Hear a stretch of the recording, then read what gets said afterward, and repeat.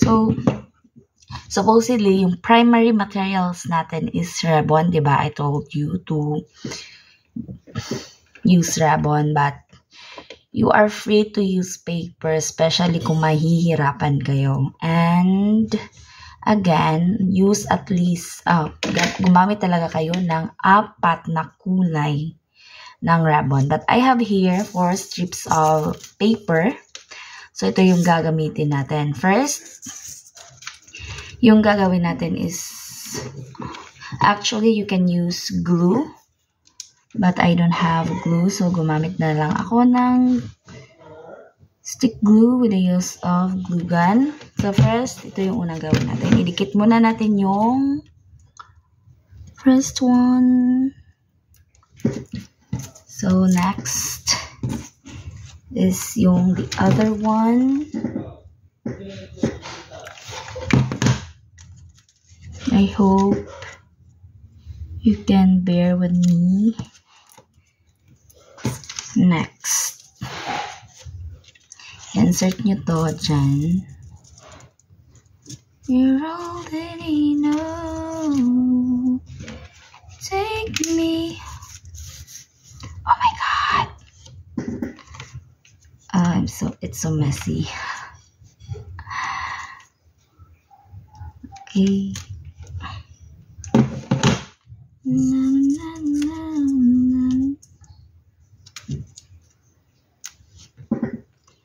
So, I accidentally pour glue. So, your work should be like that. You create a square. So, ganito yung magagawa nyo. Look. Dapat alternate yung pagkalagay. Let me get this stick glue. So you already made this kind of position. So the first thing that you need to do, this one here, i-fold nyo yan ng ganito. So, tatlo na siya from this side. Next, ito naman yung i-fold nyo. Make sure na itaas nyo yan siya.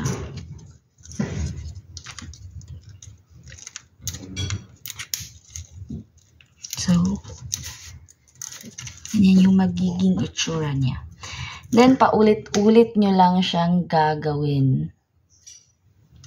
Kung ano yung ginawa nyo first step, and then, ulitin nyo lang. So, napakadali lang yan. Yung mahirap lang siguro is yung kung ribbon yung ginamit ninyo.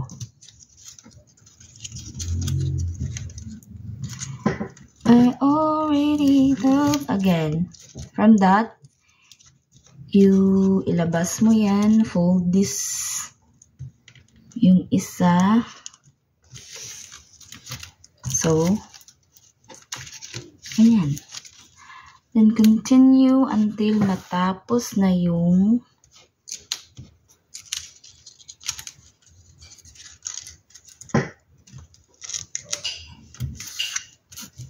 next.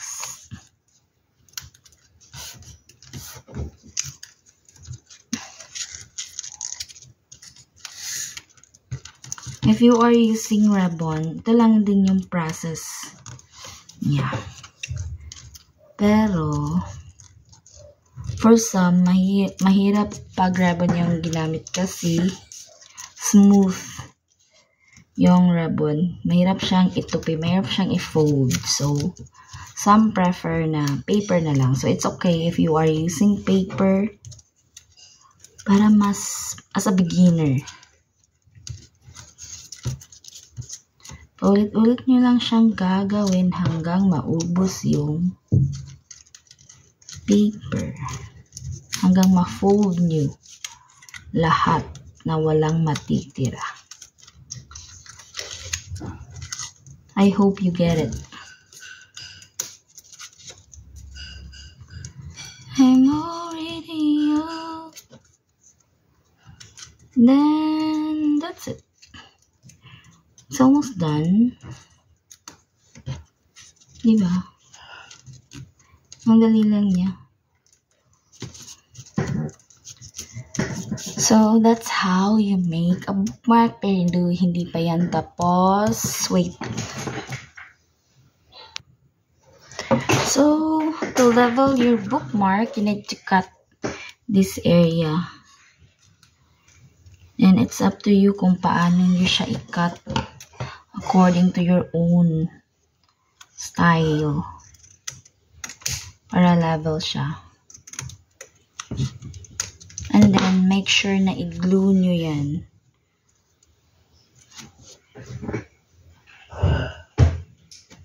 Take me home falling.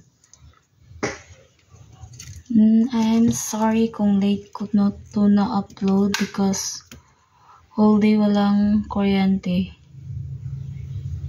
So, wala kaming internet and low-bat yung phone ko. So, again, that's it. Easy peasy. Then, paano nyo siya lagyan ng tassel? You can insert your tassel here, your yarn. Or kung may puncher kayo, you can use a puncher to make a hole of your work, of your project. So, you know what is tassel already. Kung hindi nyo alam, i-search nyo kung ano yung tassel. Tas, yan, lagyan nyo yan. Tapos, don't forget to write your name. And also, kung gusto nyong lagyan ng style, you can also do that. Free to put a style, designs, it's up to you. So, I guess that's it. And, hope you're with me, magagawa nyo to. Good luck!